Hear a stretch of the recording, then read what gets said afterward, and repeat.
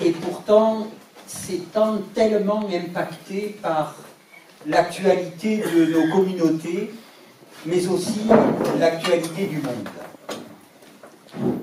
l'actualité de nos sociétés. Et dans certaines actualités, lorsque le synode approche, son président se dit « faut-il encore dire quelque chose ?» Mais je sais, certains d'ailleurs m'ont laissé quelques messages, « on attend ton message ». Alors il faut bien, non parce que cela serait dans la Constitution, puisque si vous regardez les étapes obligatoires d'un synode, il n'y a pas de message du président, c'est donc un cadeau, le message du président. Ce n'est pas une obligation institutionnelle ou constitutionnelle. Il y aura cette année encore un message.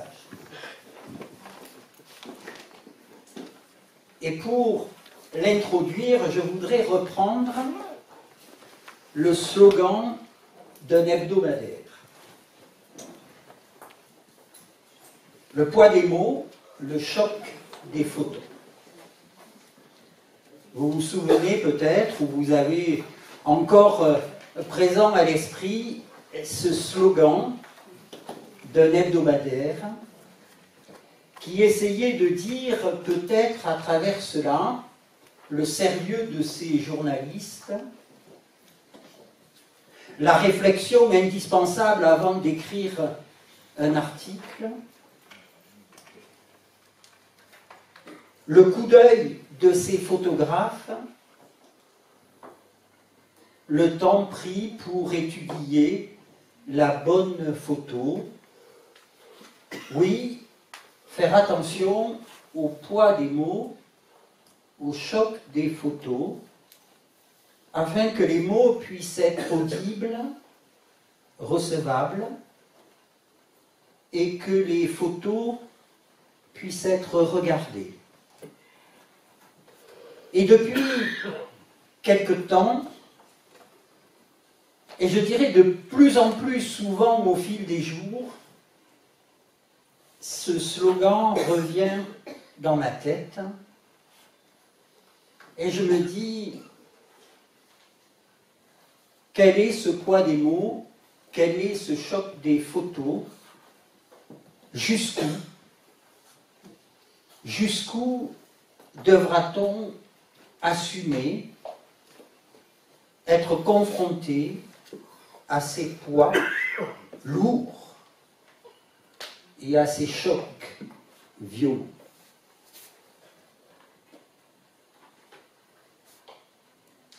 Nos actualités sont ponctuées malheureusement de cette violence des mots, de cette violence des photos, des images. Et je me pose alors la question, et à l'Église, où sont les mots qui ont du poids et les images qui sont pertinentes pour traduire le terme choc?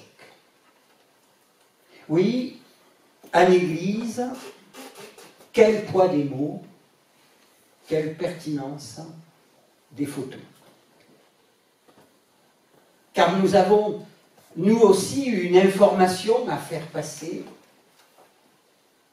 Nous avons aussi une vision à traduire à l'image. Et nous avons envie, nous souhaitons que les mots soient entendus, reçus, et que les images parlent, interpellent. Oui, aujourd'hui, dans ce monde de l'image, de la parole immédiate, comment l'Église discerne-t-elle ces mots, ses photos, ceux qui accompagnent sa présence au cœur du monde. Car finalement, nous sommes parfois un peu comme nos contemporains, les Lucky Luke du tweet, les surfeurs des réseaux, les Spiderman de la toile, les assoiffés d'immédiateté. Mais finalement, à l'Église, est-ce cela, communiquer? Est-ce cela, partager la vie du monde, ses actualités? À l'Église, nous le savons, nous venons de le vivre même il y a à peine une heure. À l'Église, il y a un chemin qui n'est pas uniquement l'écoute des mots, la contemplation des images, mais qui est celui d'une demande, d'une prière, d'un chant, qui dit tout à la fois notre humilité face à la tâche immense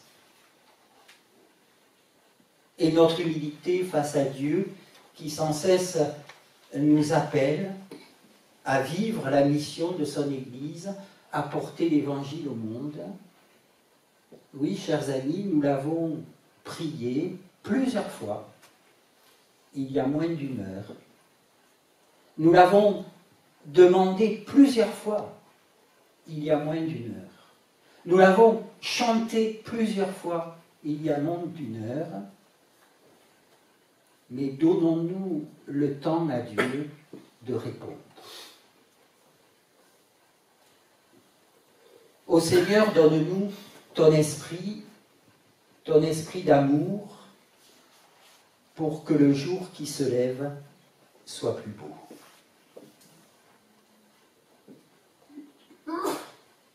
Parce que le jour d'hier est balafré, meurtri.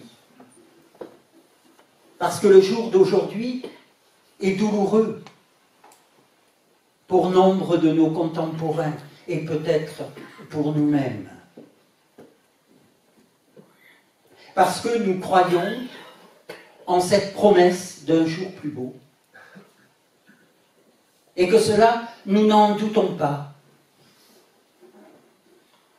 Même lorsque le poids des mots ou le choc des photos pourrait nous en faire douter. Mais pour que ce jour plus beau advienne, qui suis-je? Quelle force? Quelle imagination? Quelle capacité à me mettre à œuvrer pour ce jour plus beau? Alors oui, Seigneur, donne-nous ton esprit d'amour, pour que le jour qui se lève soit plus beau. Nous l'avons demandé, nous l'avons prié, nous l'avons chanté. Avons-nous laissé le temps à Dieu de répondre à notre prière?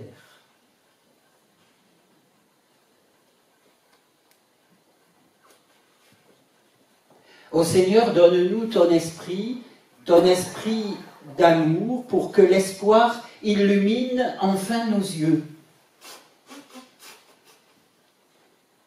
Nos yeux remplis de larmes face à la souffrance de nos contemporains. Nos yeux qui se ferment devant l'insoutenable d'une image. Nos yeux que certains voudraient figer sur une actualité, nous faisant alors oublier l'Ukraine, le Haut-Karabakh, le Darfour, le Maroc, sur lesquels nos yeux étaient fixés hier. nos yeux, que nous cachons derrière parfois nos verres protecteurs pour ne pas être trop atteints, nos yeux que nous bandons derrière nos bulles de certitude,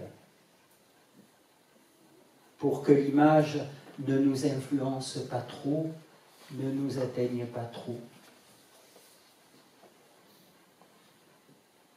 Alors oui, chers amis, nous avons demandé au Seigneur son esprit d'amour, pour que malgré ou avec les actualités que nous voyons, il y ait encore un peu d'espoir au fond de nos yeux.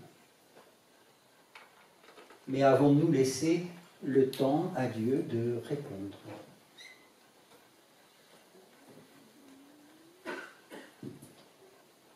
Nous avons demandé, Seigneur, donne-nous ton esprit d'amour, pour que nos vies soient lumière et vérité.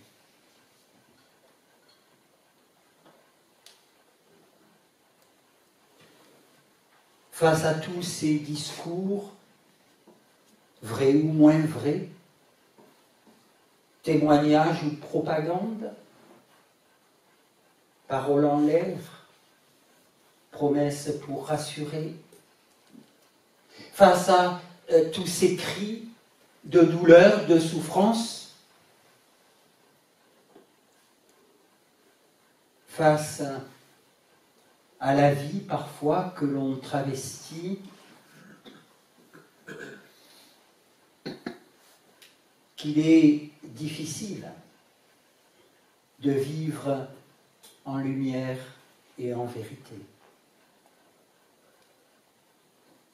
Car ce que nous voyons, ce que nous entendons parfois nous influence au point de ne plus avoir assez de force pour déranger, pour avoir une parole différente. Alors on se conforme. Alors on se cache derrière le slogan de notre. Alors on accepte que la légende d'une photo nous assimile à une pensée. Pour que nos vies soient lumière et vérité, ô Seigneur, donne-nous ton esprit. Avons-nous laissé le temps à Dieu pour répondre? Ô Seigneur, donne-nous ton esprit d'amour, pour que la paix soit au creux de nos efforts. Tant nous nous sentons parfois fatigués, lassés, découragés, tant nous avons essayé d'œuvrer à la paix, de prier pour la paix, d'interpeller pour la paix, sans voir les choses changer. Tant nos mains sont peut-être blessées par les travaux du jour, par les travaux des chantiers pour la paix, pour la justice, pour la reconnaissance de l'autre. Alors, parce que nous nous savons fatigués peut-être, désemparés, démunis, nous avons demandé à Dieu son esprit pour que la paix reste au creux de nos efforts. Mais avons-nous laissé le temps à Dieu de répondre?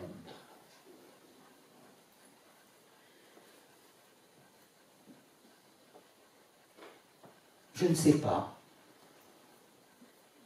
Et pourtant, je voudrais peut-être nous inviter, à travers ce message, au cœur de la vie de nos communautés, mais aussi de nos sociétés et du monde, je voudrais nous encourager à laisser le temps à Dieu de répondre.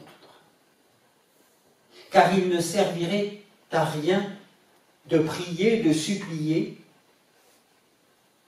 s'il n'y avait pas le temps donné à Dieu pour qu'il exauce. Faudrait-il cocher dans nos agendas temps de la réponse de Dieu? Je ne sais pas. Cela nous rappellerait peut-être de devoir y penser. Mais peut-on imposer à Dieu un temps pour sa réponse? Alors je voudrais attirer notre attention sur une manière peut-être de donner à Dieu le temps de répondre, la liberté de répondre. Retrouver dans nos vies, dans la vie de nos communautés, dans la vie du monde, retrouver chacun à son rythme la grâce du silence.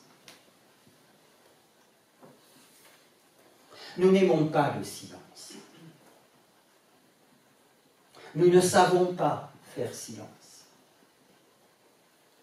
Et pourtant, dans le brouhaha du monde, dans le tumulte des cœurs, dans l'agitation des sociétés, je crois que le silence doit avoir une place. De quel silence est-ce que je veux vous parler? Non pas du silence de fuite, de désengagement, de compromission, de désintéressement. Non pas le silence qui ferait croire que l'on s'en fout, que ça ne nous touche pas, que ce n'est pas notre affaire. Mais je voudrais vous parler du silence habité. Habité par la réponse de Dieu à notre prière. Vous rendre attentif au silence fécondé, qui est jardin de germination, de combat pour la justice et pour la paix. Du silence abandon à l'œuvre de Dieu en nous et autour de nous. Du silence communion au silence de Dieu, au silence des cœurs en souffrance. Oui, du silence qui fait peut-être écho dans les jours d'aujourd'hui au silence du repos de Dieu au 7e jour de la création. Alors que tout était accompli, bon, Dieu s'est reposé, a fait silence. Mais il n'a pas fui sa création. Il était là, présent, à intervenir, présent à agir, présent pour sauver, présent pour relever.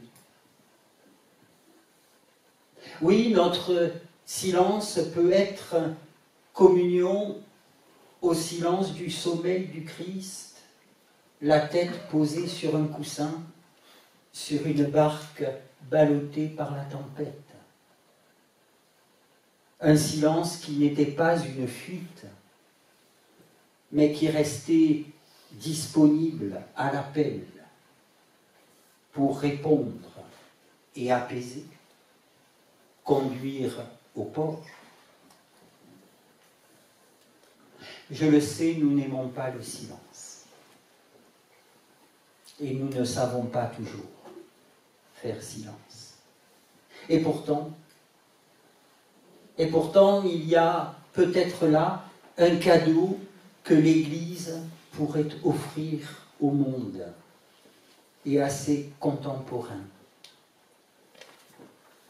Le silence précurseur à la parole et à l'action. Le silence annonciateur de nos paroles et de nos actions. Le silence où, par grâce, Dieu nous conduit à trouver le poids des mots et le choc des photos. Le poids des mots qui traduisent l'Évangile aujourd'hui et le choc, la pertinence des photos qui désignent le royaume promis, mais déjà là en prémisse. Et il faut peut-être passer par cette porte étroite du silence pour éviter l'immédiateté de la parole que l'on pourrait regretter, éviter la parole qui serait clivante, car la mission de l'Église est bien celle de la communion, du lien de la fraternité, de la parole de salut. Et il faut peut-être, pour les dire aujourd'hui, les accueillir et les cueillir dans le silence du face-à-face avec le Père. Oui, chers amis, nos sociétés ont gommé les silences du monde. Il y a partout de la musique, il y a partout du bruit. Et si, à l'Église, nous offrions cette oasis possible au monde,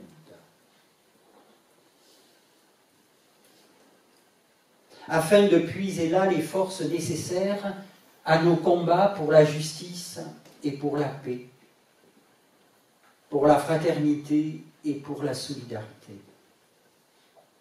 Afin de puiser là l'assurance et la certitude que ce que nous annonçons n'est pas une utopie, mais bien une promesse, celle du Père. Pour accueillir là la force de dire non, la joie de dire oui,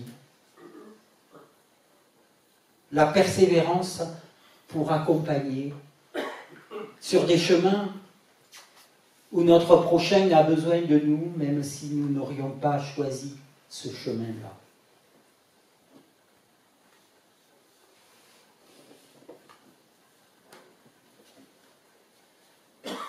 Ô Seigneur, donne-nous ton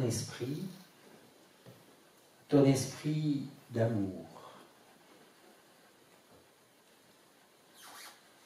Les semaines qui viennent de s'écouler nous ont invités à plusieurs reprises à des minutes de silence pour partager la douleur, le combat, pour dire on est là.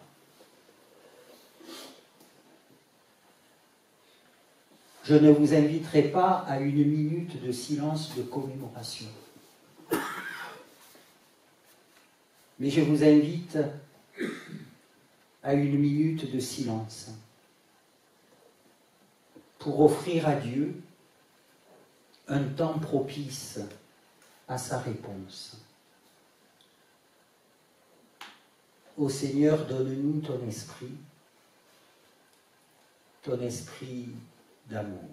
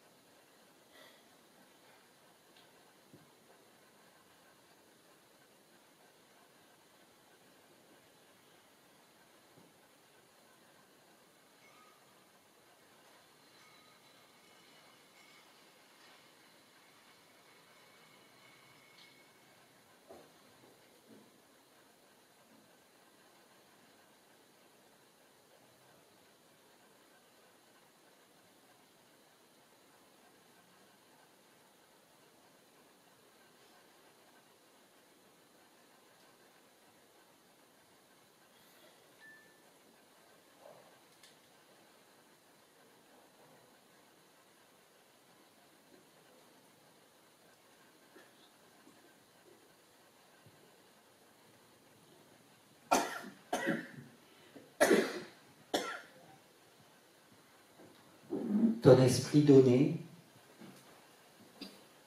ton esprit reçu, viens maintenant au secours de notre discernement, pour que nous assumions le poids des mots, la pertinence des photos, afin que ces mots soient aussi forts que la force de vie de ta parole, afin que ces images soient aussi pertinentes que la vision de ton royaume.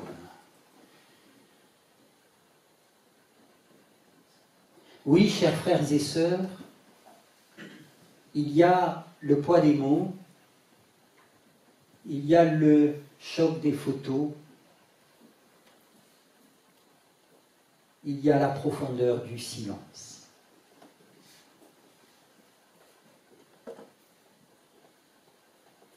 Alors ne négligeons pas le silence, réparateur, prophétique, annonciateur, précurseur. Ne négligeons pas le silence dont nos vies ont besoin pour tenir debout, dont nos yeux ont besoin pour rester ouverts, dont nos cœurs ont besoin pour rester aimants, dont nos mains ont besoin pour rester ouvertes,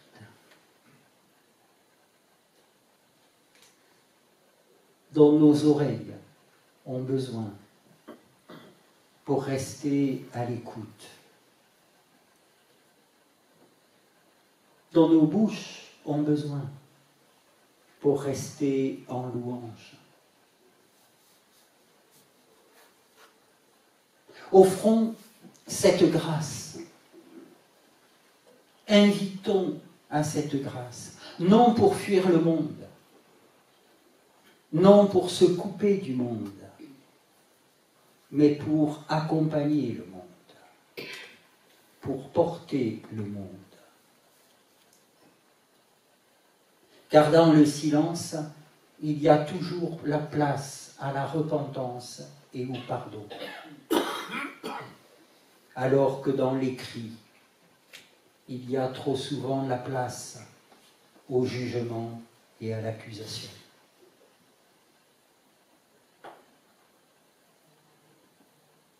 Au cœur de notre actualité, au cœur de l'actualité de nos communautés, faisons nôtre la mission du Seigneur pour son Église. Un lieu toujours disponible à la repentance et au pardon. Un lieu toujours ouvert à l'accueil et à l'esprit. Un lieu toujours envoyé au cœur du monde. Oui, envoyé, parce que le monde a besoin de repentance, de pardon, d'accueil. Si j'avais osé, si j'avais eu le culot, je n'aurais rien dit ce soir.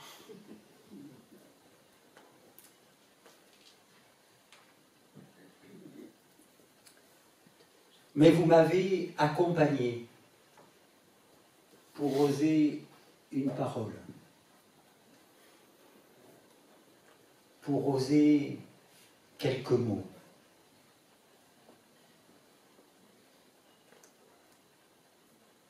Et maintenant, ces mots, cette parole, à vous. À vous de vous en saisir ou de les laisser partir. À vous de les traduire À vous de les porter. À vous de trouver peut-être non le silence, mais ce qui pour vous sera le temps donné à Dieu pour qu'il réponde à la prière de votre cœur, de vos lèvres, de votre âme.